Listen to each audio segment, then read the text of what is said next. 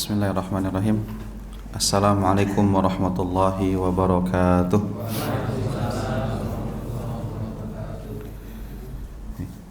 Innal hamdalillah nahmaduhu wa nasta'inuhu wa nastaghfiruh wa na'udzu billahi min syururi anfusina wa sayyiati a'malina. Man yahdihillahu fala mudhillalah wa man yudlil fala hadiyalah. Asyhadu an la ilaha illallah wahdahu la syarika lah wa asyhadu anna nabiyyana wa habibana Muhammadan abduhu wa rasuluh alladzi la nabiyya wa la rasula ba'dah. Allahumma salli wa sallim wa barik wa zid wa an'im ala abdika wa rasulika wa khalilika nabiyyina Muhammadin wa ala alihi wa sahbihi wa man iktafa atharahu ila yaumil qiyamah. Faqala subhanahu wa ta'ala fi kitabihil karim, a'udzu billahi minasy syaithanir rajim. Ya ayyuhalladzina amanu taqullaha haqqa tuqatih wa la tamutunna illa wa antum muslimun. Allahumma 'allimna ma yanfa'una wanfa'na bima 'allamtana wa zidna ilma. Wa arinal haqqa haqqan warzuqna ittiba'ah wa arinal batila batilan warzuqna ijtinabah. Amma ba'du. Ikhwatal iman, hadirin hadirat, Bapak Ibu rahimani wa rahimakumullah. Alhamdulillah, kita memuji Allah Subhanahu wa taala. Dialah Allah Subhanahu wa taala, Rabb yang maha sempurna dalam balutan nama-namanya yang maha indah dan sifat-sifatnya yang maha tinggi. Rabb yang maha kuasa di atas segala-galanya. Kita mengagungkannya, mensucikannya, serta bersyukur kepadanya atas semua kemudahan-kemudahan yang Allah berikan kepada kita, nikmat, hidayah, dan kasih sayang yang Allah curahkan. Salawat teriring salam kita haturkan kepada panutan kita, junjungan kita, tauladan kita, Nabi akhir zaman, Nabi yang kita harapkan syafaatnya kelak, dan kita berharap bisa diundang ke dalam telaganya. Dan Nabi tersebut adalah Nabi kita, Nabi Muhammad sallallahu alaihi wasallam.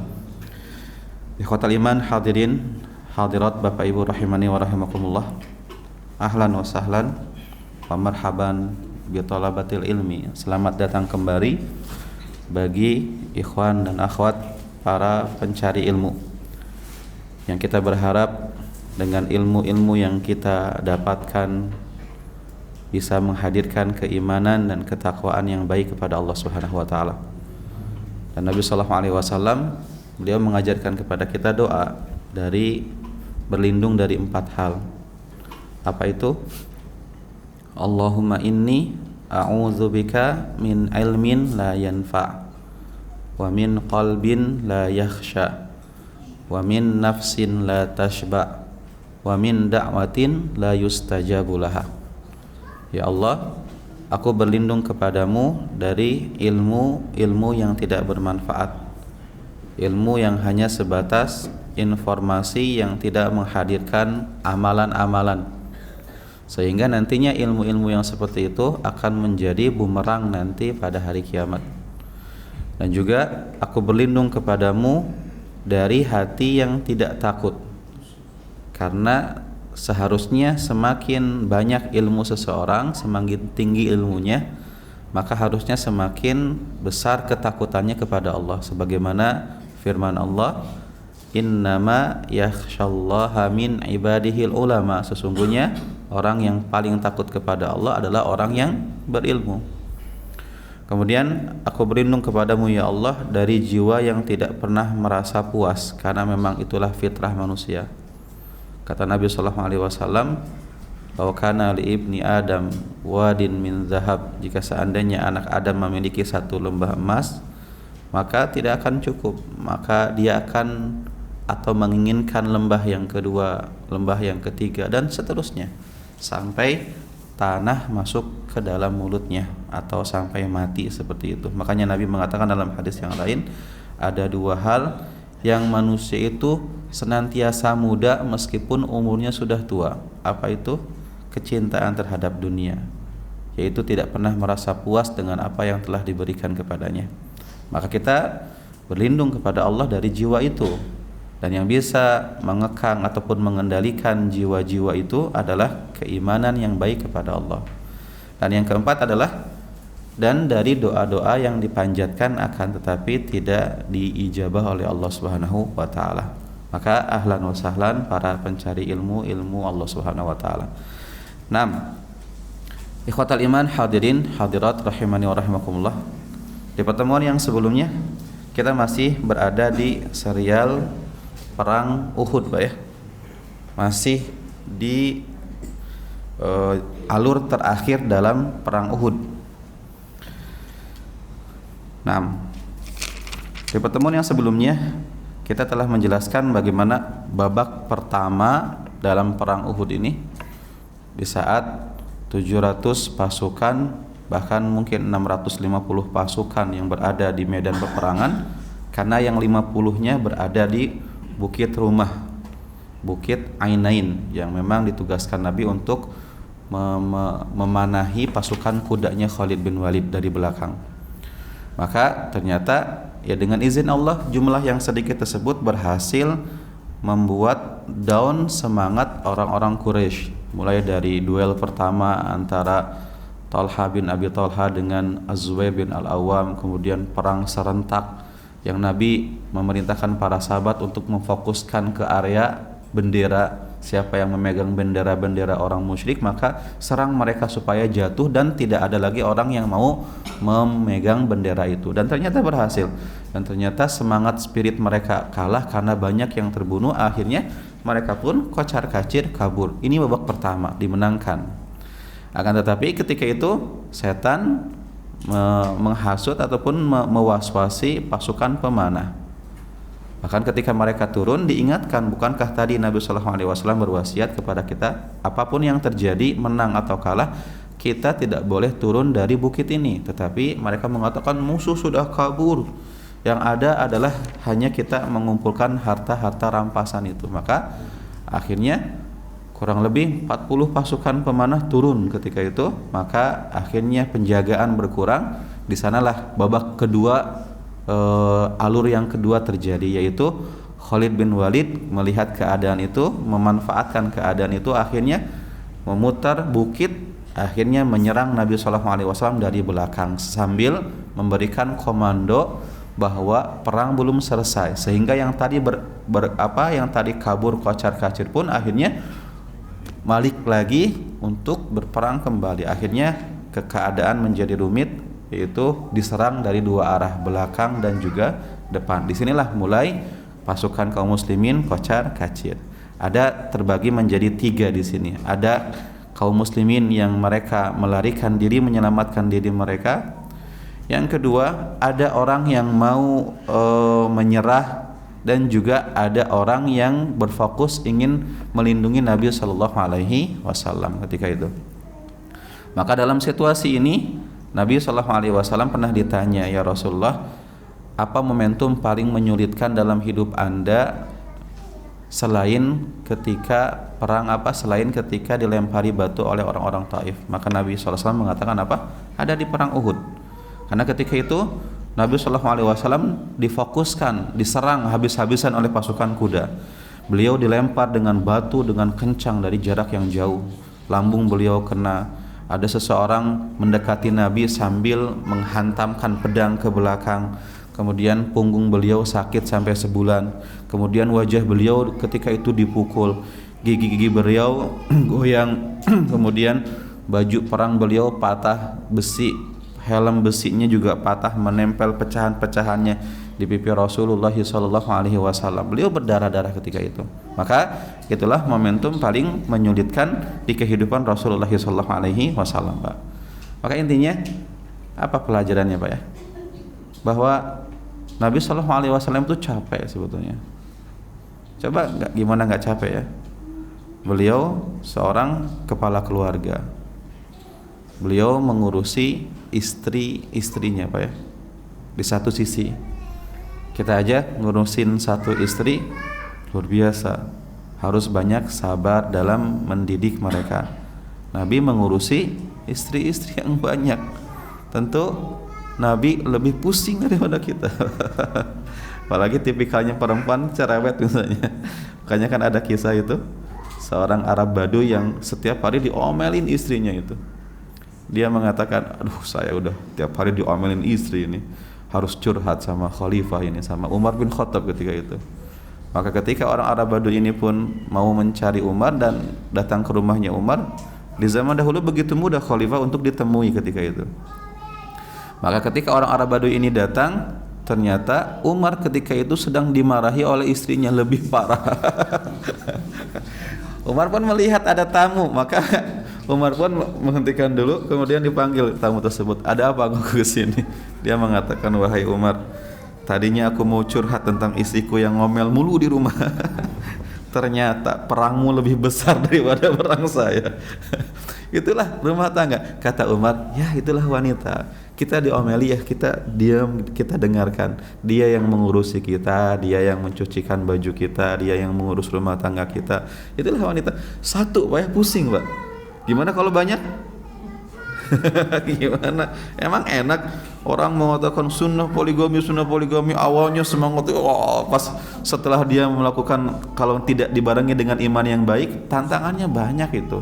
Tantangan masyarakat, kadang yang tidak setuju, pandangan miris mereka, kadang kita pun mengurus dua hati yang berbeda, mereka bersaing, kadang anak-anaknya, itu nggak mudah. Jangan hanya semangat di awalnya doang.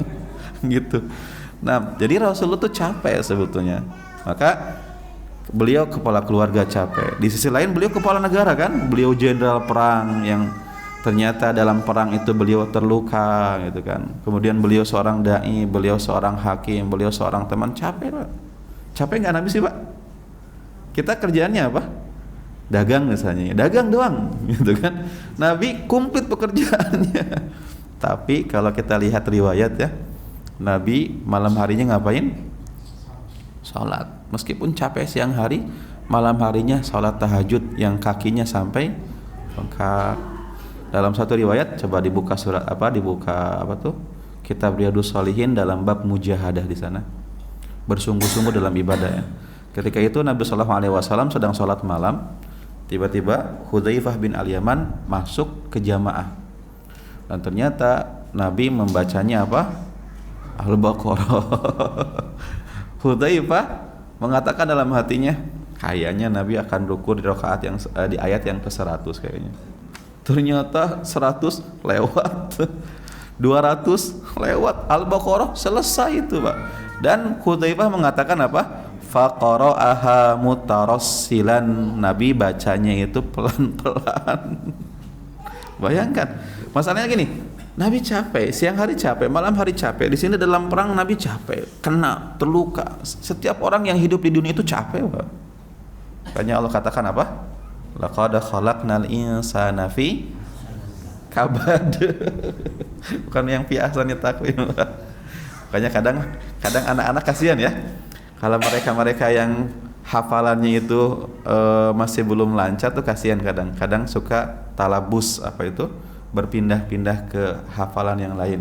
Seperti yang mudah misalnya. Kadang wal asr walayalin asyr katanya. Aku kesana itu wal fajr itu. Kadang itu anak-anak itu at-takatsur, alhaakumut takatsur hatta zurtumul maqabir kalla sawfa ta'lamun thumma kalla sawfa ta'lamun alam naj'alil arda mihada wal jibala autada. Lo enggak selesai nih at-takatsur padahal pendek, larinya ke An-Naba dia. Karena mirip, itu talabus. Makanya tadi tuh laqad khalaqnal insana, yang satu ayat fi ahsani taqwim, yang satu ayat fi kabad. Yang kita inginkan fi kabad, bahwa manusia itu diciptakan oleh Allah dalam keadaan capek. Semua orang capek. Orang kaya, orang miskin, pejabat, rakyat, ustadz, jamaah, kemudian orang kafir, orang muslim, semuanya capek. Itulah fitrah manusia. Tetapi jadikan capek-capeknya kita adalah capek-capek yang menghadirkan kebahagiaan dunia dan akhirat. Itu yang paling penting di sana. Dan cara yang bisa kita lakukan supaya capeknya itu berbahagia bisa dilakukan dengan 3 hal. Pertama, capeknya harus dalam kebaikan. Kalau capek-capek tidak dalam kebaikan, nggak akan menghadirkan kebahagiaan. Maling capek nggak Pak? Capek maling itu. Jam kerjanya malam dia. Kita mah lagi tidur. Dia kalau lagi maling siang-siang ketangkap, ya apain Pak? Gebuk. Koruptor capek nggak? Capek, dia was-was, takut ada kamera KPK lagi main golf misalnya, takut ada yang ngawas dan sebagainya. Hati-hati. Kalau ketangkap ngapain? Halo gitu. Kalau maling biasa ketangkap babak belur. Kalau koruptor halo gitu kan. Nah, capek mereka, tapi karena mereka capeknya bukan dalam kebaikan, nggak bahagia. Ya, orang nonton konser capek, tapi nggak bahagia. Orang dugem capek. Ustaz, mereka ketawa-ketawa. Jangan jadikan ketawa itu sebagai tolak ukur kebahagiaan seseorang. Allah katakan dalam surat apa? Surat Thaha-nya. Wa man a'rada an dzikri fa inna lahu ma'isyata dhanka. Siapa yang dia berpaling dari peringatanku, maka kehidupannya susah, sulit, tidak bahagia dia. Itu janji Allah Subhanahu wa taala. Makanya orang-orang yang aktivitasnya bukan dalam kebaikan, mereka capeknya tidak bahagia, Pak. Sehingga banyak yang terjadi apa? Orang duitnya banyak, hidupnya mewah, dielu-elu, diidolakan, matinya bagaimana? Overdosis, bunuh diri, itu yang terjadi. Karena kenapa? Mereka nggak bahagia. Karena capeknya bukan dalam kebaikan. Maka kalau capeknya mau kebaikan, seperti ini, ngaji capek, pergi haji capek, gitu kan, sholat capek. Tapi kalau capeknya dalam kebaikan, dia akan bahagia. Cuman harus ada syarat yang kedua. Apa itu? Ikhlas. Kalau orang melakukan kebaikan tapi kalau nggak ikhlas, nggak akan bahagia, itu capek dia. Itu. Coba lihat, ada orang infak kebaikan, tapi ketika infaknya itu bukan ikhlas karena Allah, dia ngomel nantinya. Misalnya ada pengemis datang, kita ngasih sesuatu, pengemisnya pergi tanpa terima kasih, tanpa apa. Besoknya lagi datang pengemis yang sama, ngasih lagi nggak Pak? Ngasih lagi nggak? Ente kemarin nggak bilang terima kasih, la salam wala kalam katanya. Oh, minta lagi sekarang, nggak mau, berarti itu nggak ikhlas orangnya. Karena dia ngasih itu sebagaimana Allah katakan apa? Surat Al-Insan, innama nut'imukum liwajhillahi la nuridu minkum jazaa'an wala syukura. Kami berikan makan kepadamu itu karena Allah, bukan mengharapkan pengakuan ataupun ucapan terima kasih. Maka misalnya ketika Bapak ngasih sesuatu ke tetangga, rantang misalnya, isinya ya, bukan rantangnya. Kemudian tiba-tiba tetangga balikin tanpa dicuci dan kosong melompong. Kira-kira ngomel nggak Bapak? Kalau nggak ngomel itu ikhlas. Tapi kalau ngomel, enak banget dikasih, cuci apa sekali-kali gitu kan. Kemudian kalau misalnya dia dicuci tetapi kosong, nggak ada isinya, balik, saya kan ngasih oleh-oleh dari Mekah ini, minimalnya balikin lagi apa misalnya. Jadi kalau orang melakukan kebaikan kalau nggak ikhlas, dia nggak akan bahagia. Sama seperti kita Pak, pencari nafkah. Setelah kita cari nafkah, kemudian kita capek bekerja, kemudian ngasih uang, ternyata istri nggak ngucapin terima kasih, ternyata sikapnya setelah dikasih uang malah dia cemberut, seenaknya misalnya. Kemudian kita katakan, awas nanti bulan depan saya kurangi engkau nanti. Ikhlasnya kayak gitu. Ustaz, berat ya kayak gitu. Mungkin juga contohnya lain apa? Kadang istri itu capek. Bedanya apa? Kalau suami capek di luar, Sabtu Ahad pengen istirahat. Kalau istri Senin Jumat di rumah, Sabtu Ahad pengen keluar gitu kan. Gimana ngegabunginya coba? Ya gimana coba? Senin Jumat suami itu cari nafkah, misalnya Sabtu Ahad lagi libur, pengen di rumah istirahat. Istri Senin Jumat di rumah, Sabtu Ahad pengen keluar. Gimana coba? Maka kadang banyak suami yang mengalah, yuk meskipun capek, engkau istriku, misalnya di hari Sabtu Ahad gak usah masak, Senin Jumat engkau masak, capek Sabtu Ahad kita keluar yuk cari makan. Kemudian pagi-paginya anak-anaknya dia bantuin mandinya, diurusin gitu kan. Kemudian ngepel-ngepel, sapu-sapu gitu kan, Masya Allah. Tapi ternyata meskipun dia sudah berbuat baik, istrinya judes, ketus, pas di malamnya dia nggak mau ngasih jatah misalnya. Dia katakan, nyesal saya bantuin kamu dari tadi, ternyata balasannya seperti ini. Nah yang seperti ini ikhlas nggak? Artinya apa? Kalau dia beramalnya ingin mendapatkan balasan, dia nggak akan bahagia, ngedumel dia. Tapi kalau dia mengatakan mau engkau judus, mau engkau apa, saya membantumu karena saya mengharapkan ridho Allah Subhanahu wa taala. Kan cakep yang seperti itu. Tapi kan susah. Nah, jadi kita kembali kepada tadi. Jadi mudah-mudahan capek-capeknya kita adalah capek yang menghadirkan kebahagiaan dunia dan akhirat. Tapi tadi capeknya harus dalam kebaikan, capeknya ikhlas karena Allah, dan yang ketiga adalah capeknya harus sesuai dengan tuntunan Rasulullah SAW. Karena banyak orang yang capek tidak sesuai tuntunan, akhirnya apa yang terjadi? Capek tapi nggak kepake gitu. Dalam beramal seperti itu. Maka lihat, Quran dan hadis adalah pedoman hidup kita, Pak ya, sumber kebahagiaan kita. Penghidup hati yang mati kan. Kalau saya sering menyampaikan apa? Bahwa kita punya presiden, punya pejabat, mereka membuat peraturan, ketetapan dan sebagainya. Tujuannya untuk kemakmuran, kebahagiaan masyarakat. Tapi kan seiring berganti presiden, pejabat, gubernur, setiap pergantian periode selalu ada revisi dan revisi dan revisi, seakan-akan belum ketemu racikan untuk membahagiakan masyarakat gitu. Tapi Al-Quran dan hadis dari zaman Nabi Muhammad sampai sekarang, apakah pernah ada revisi di zaman Abu Bakar As-Siddiq, di zaman Umar bin Abdul Aziz misalnya? Nggak pernah, karena itu kebahagiaan mutlak. Jadi kalau orang ingin bahagia, kembalinya kepada itu, Al-Quran dan hadis. Makanya tadi apa? Capeknya dalam kebaikan, capeknya ikhlas, dan capeknya sesuai dengan tuntunan Rasulullah SAW. Nah, kembali kepada kisah kita bahwa Nabi SAW mengalami masa yang sangat sulit di perang Uhud ini. Beliau kena hantaman banyak, beliau berdarah-darah, sampai ketika Nabi SAW diserang, digempur habis-habisan di sini, akhirnya ada sahabat-sahabat yang akhirnya mundur ke belakang untuk melindungi Nabi SAW. Ketika itu Nabi kan dilindungi oleh 9 orang, 7 orang Ansar, 2 orang Muhajirin.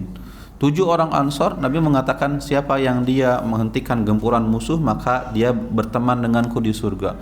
Maka satu persatu orang Ansar tuh menyerang ataupun mempertahankan posisi. Apa yang terjadi? Akhirnya satu persatu gugur. 7 orang Ansar ini gugur semuanya.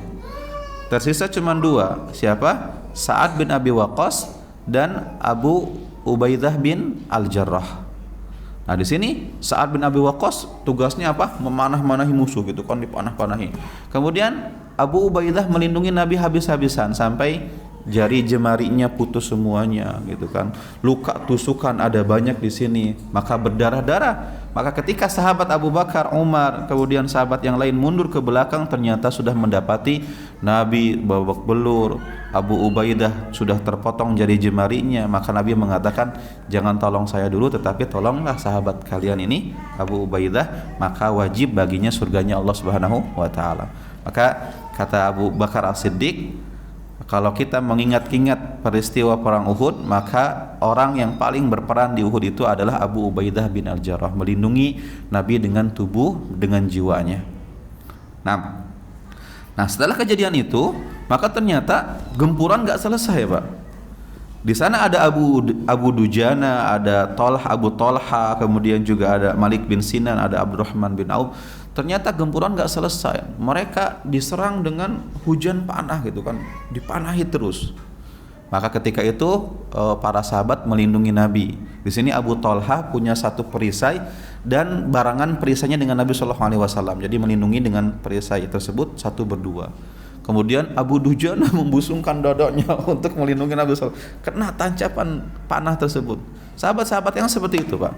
Kemudian Malik bin Sinan, ya, orang tua dari Abu Sa'id Al-Khudri, melihat ada darah mengalir dari Nabi SAW, maka disedot sama Malik bin Sinan. Kemudian Nabi mengatakan, muntahkan wahai Malik bin Sinan. Kata dia, enggak ya Rasulullah, ditelan sama Malik bin Sinan.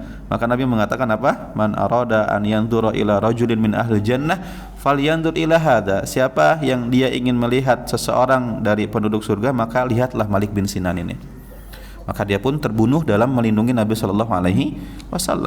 Kemudian sahabat yang lain, Mus'ab bin Umair, di sini diserang juga.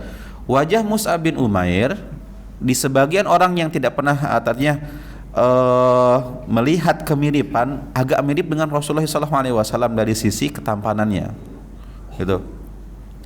Maka ketika Mus'ab bin Umair ini digempur oleh seorang namanya Ibnu Qami'ah sampai tangan kanannya terputus. Setelah tangannya kanan terputus, tangan kirinya diputusin sama dia. Kemudian setelah itu pun dieksekusi mati, dan ketika itu dia mengatakan apa? Saya telah membunuh Muhammad, gitu kan. Dia berteriak dengan teriakan yang kencang, Muhammad terbunuh. Sehingga dengan teriakan dia akhirnya menyebarlah kabar terbunuhnya Rasulullah SAW ke pasukan yang masih berada di front depan, bukan melindungi Nabi SAW. Sehingga dari mereka sudah lesu mereka. Kemudian juga pihak musuh yang berada di sana pun juga semangat perangnya sudah selesai, karena tujuannya adalah bisa membunuh Rasulullah SAW, gitu kan. Jadi agak mengendor di depan itu. Nah, keadaan ini dimanfaatkan Nabi SAW dengan mengatakan jangan kabarkan saya di mana, yuk kita mundur teratur, gitu kan. Sampai akhirnya Nabi pun mencoba untuk menyelamatkan pasukan dengan cara apa? Mundur teratur, naik ke atas gunung ketika itu. Maka ketika Nabi sedang mundur teratur, tiba-tiba ketemu dengan sahabat namanya Ka'ab bin Malik. Dan Ka'ab bin Malik ini sangat bahagia melihat Nabi SAW. Tadi kan disampaikan Nabi Muhammad terbunuh. Maka Ka'ab bin Malik mengatakan, ya ma'asyiral muslimin, absyiru, wahai orang-orang muslim berbahagialah, Nabi belum meninggal, gitu kan. Padahal kan Nabi mengatakan jangan dikabarkan itu. Tapi ternyata qadarullah, ya kabar tersebut sampai kepada pihak musuh. Akhirnya pihak musuh pun mereka mencari Nabi SAW lagi. Ketika itu Nabi dilindungi oleh 30 orang sahabat. Nah, akhirnya mereka pun mencoba mengejar Nabi SAW. Nah, ketika itu ada seseorang yang mengejar Nabi SAW, namanya Abdullah bin Jabir, ya. Salah satu dari penunggang kudanya Quraisy, di bawah komando dari Khalid bin Walid. Ketika itu dia pun bertemu dengan Al-Haris bin Simmah. Sampai akhirnya duel lah antara dua orang tersebut, satu muslim, satu kafir. Maka Abdullah bin Jabir ini berhasil mengalahkan Al-Haris bin Simmah ini. Kemudian ketika itu muncullah Abu Dujana, Pak. Kan kita paham Abu Dujana siapa? Seorang sahabat yang diberikan pedang oleh Nabi SAW, yang membuat Az-Zubair bin Al-Awwam itu iri. Kenapa kok malah Nabi pilih Abu Dujana untuk mendapatkan kehormatan pedang itu? Ternyata ketika Az-Zubair bin Al-Awwam melihat-lihat bagaimana yang dilakukan Abu Dujana dalam perang, ternyata dia perangnya luar biasa, gitu kan. Maka kata Zubair, oh ini alasan kenapa dia layak mendapatkan pedang tersebut, gitu kan. Maka di sini Abu Dujana pun akhirnya berpapasan dengan orang tersebut yang ingin mengejar Rasulullah SAW. Sampai akhirnya terjadi duel. Kemudian ketika duel, Abu Dujana pun memukul kepalanya sampai kepalanya terbang, Pak. Artinya menebas kepalanya, terbang di kepalanya. Macam-macam sama Abu Dujana, gitu kan. Dia yang memang punya ciri khas dengan apa? Dengan ikat kepala merah, menunjukkan dia perangnya enggak main-main. Maka ketika itu Nabi SAW pun naik ke atas gunung. Nah, disinilah ketika naik ke atas gunung dikejar oleh seorang namanya Ubay bin Khalaf. Siapa itu Ubay? Ini nama Ubay itu banyak, ya. Ubay bin Abdullah bin Ubay bin, nama aslinya Abdullah. Ubay bin Khalaf, Ubay bin Ka'ab. Seorang sahabat yang menjadi salah satu murid inti dalam tilawah Nabi SAW, bacaan Al-Quran. Jadi tergantung siapa bapaknya. Nah, Ubay bin Khalaf adalah seorang pedagang kaya Quraisy, mirip-mirip dengan yang menyiksa Bilal, Umayyah bin Khalaf. Dan dia dengan kekayaannya banyak membuat memalingkan manusia atau menyesatkan manusia dari Al-Quran. Dan dia sangat memusuhi Nabi SAW. Makanya kan Nabi mengatakan dalam hadis apa? Man hafadha ala salat, siapa yang dia menjaga salat 5 waktunya dengan baik, maka Allah akan berikan kepadanya cahaya, bukti dan keselamatan pada hari kiamat. Tetapi siapa yang dia tidak menjaga salat 5 waktunya dengan baik, meninggalkannya, bolong-bolong dan sebagainya, maka nanti pada hari kiamat dia akan dikumpulkan bersama siapa? Qarun, bersama siapa? Fir'aun, Haman, Qarun dan Ubay bin Khalaf. Ini hadisnya menyebutkan 4 orang ini. Siapa itu Fir'aun? Ya Fir'aun kita kenal. Haman siapa Haman? Jenderalnya Fir'aun. Haman itu jenderalnya Fir'aun dan arsiteknya Fir'aun dia. Makanya Fir'aun pernah mengatakan gini kan kepada Haman, Haman buatkan untukku gedung yang tinggi untuk melihat bertemu dengan Tuhannya Musa. Musa katanya mengatakan Tuhannya di langit, saya ingin ketemu sama Tuhannya Musa katanya. Itulah yang dikatakan Fir'aun dengan kesombongannya. Itu Haman arsiteknya dan jenderalnya. Jadi Fir'aun baik Haman, mereka semuanya ditenggelamkan oleh Allah Subhanahu wa taala. Kemudian Qarun, siapa Qarun? Sama. Itu orang yang berada di zaman Nabi Musa alaihissalam. Bahkan ada hubungan kerabat dengan Nabi Musa alaihissalam. Tetapi dia kufur dengan kenikmatan Allah Subhanahu wa taala. Dan yang keempat adalah Ubay bin Khalaf. Ini dia Ubay bin Khalaf. Nah, Ubay bin Khalaf ketika Nabi sallallahu alaihi wasallam naik ke atas gunung, dia pun mengatakan apa? Aina Muhammad? Muhammad di mana? Naik ke atas gunung. Dia mengatakan la najautu in naja. Saya tidak akan selamat selama Muhammad masih hidup gitu. Saya akan bunuh dia. Akhirnya dia pun naik ke menyusul Nabi sallallahu alaihi wasallam. Para sahabat naik ke atas. Ubay bin Khalaf pun dia nyusul dari bawah. Maka para sahabat mengatakan, "Ya Rasulullah, apakah perlu ada satu orang yang menghadang Ubay bin Khalaf?" Maka Nabi mengatakan, jangan, biarkan dia naik dulu, kalau sudah dekat nanti urusan saya. Maka akhirnya ketika itu Nabi SAW mengambil tombak kecil, dan ketika Ubay bin Khalaf pun naik ke atas, dia tidak melihat tombak yang datang dari Rasulullah SAW. Maka dia pun ketika itu tombaknya itu melesat masuk ke dalam selah-selah baju perangnya Ubay bin Khalaf ke sini, di antara lehernya, kena sedikit.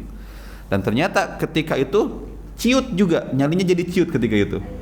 Akhirnya dia pun turun kembali. Kemudian dia mengatakan apa? Qatalani Muhammad, Muhammad membunuhku, kata dia. Kemudian orang-orang Quraisy mengatakan, wallahi laqad dhahaba fuaduka, pengecut engkau wahai Ubay.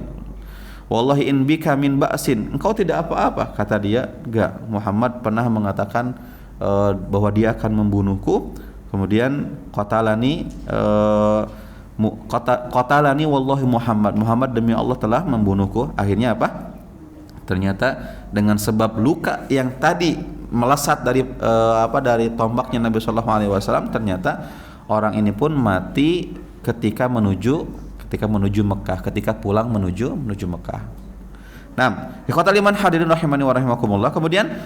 Kemudian ketika itu Nabi sallallahu alaihi wasallam berhadapan dengan batu besar ya. Ketika naik Nabi enggak bisa naik. Maka ketika itu seorang sahabat Talha bin Ubaidillah ketika itu menundukkan dirinya untuk diinjek Nabi sallallahu alaihi wasallam supaya Nabi bisa naik. Maka Nabi ketika melihat apa yang dia lakukan, Nabi mengatakan lagi, aujaba Talha, sungguh wajib bagi Talha untuk mendapatkan surga. Makanya tadi saya salah sebut ya Pak.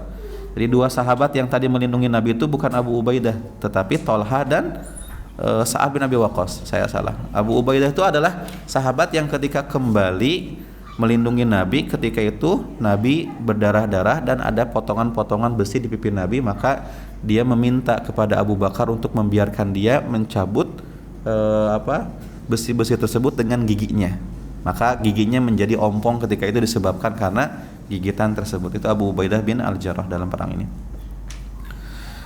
Nah, kemudian ini babak terakhir ketika Nabi SAW sudah berhasil naik ke atas gunung,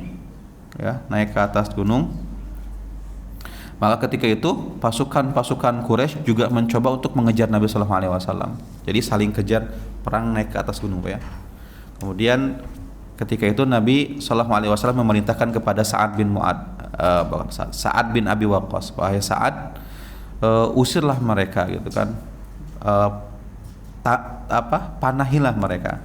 Akhirnya ketika itu Sa'ad bin Abi Waqqas pun mengambil anak panah, kemudian memanahi mereka satu persatu gitu kan, dipanahi.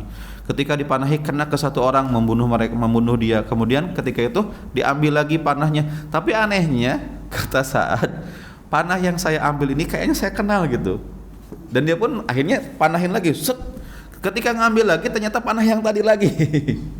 Ini keajaiban yang terjadi dalam perang ini.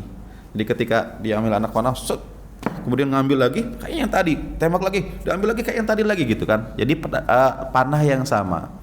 Maka ketika itu Sa'ad bin Abi Waqqas selalu membawa panah tersebut, bahkan panah ini pun dijaga oleh keturunan oleh Sa'ad bin Abi Waqqas sebagai panah yang memang ajaib, yang memang pernah kejadian seperti itu. Nah, akhirnya dengan sebab panahan dari Sa'ad bin Abi Waqqas, akhirnya mereka pun turun dan akhirnya tidak mengejar Nabi SAW. Peperangan selesai ketika itu. Tetapi apa yang terjadi? Masih ada sahabat yang di bawah, dan orang-orang Quraisy ketika itu mencincang-cincang sahabat di sini.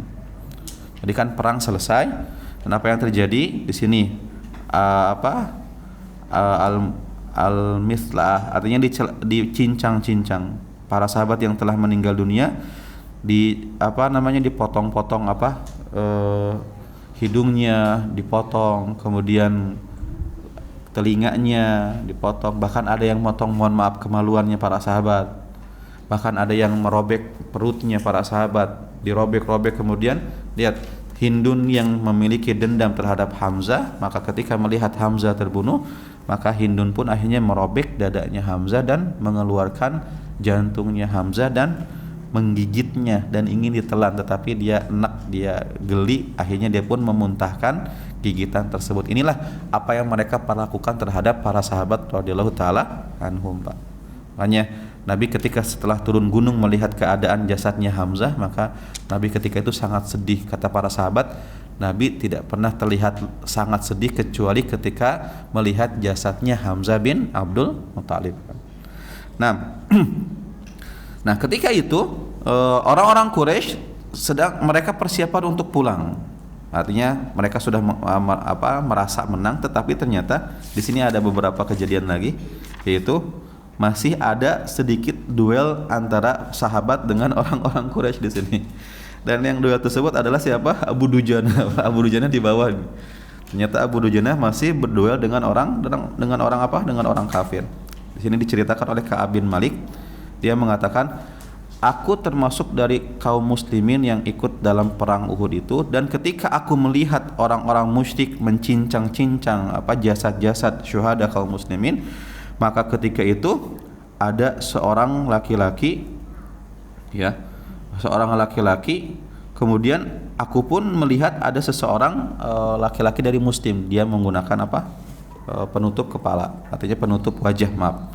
Kemudian ternyata terjadi duel antara laki-laki tersebut dengan orang kafir tersebut, dan akhirnya laki-laki muslim tersebut bisa mengalahkan orang kafir tersebut. Dan ketika dia mendekat kepada saya, dia pun membuka wajahnya, dan ternyata dia adalah Abu Dujana. Abu Dujana belum selesai di sana. Nabi sudah ke atas, Abu Dujana masih di bawah. Kemudian ada beberapa kejadian lagi, seperti ada wanita-wanita kaum muslimin yang memang ikut dalam perang tersebut untuk memberikan minum kepada para syuhada atau para prajurit-prajurit. Kemudian juga ketika ada prajurit yang memang lari ke Madinah, maka kan dilihat oleh masyarakat Madinah.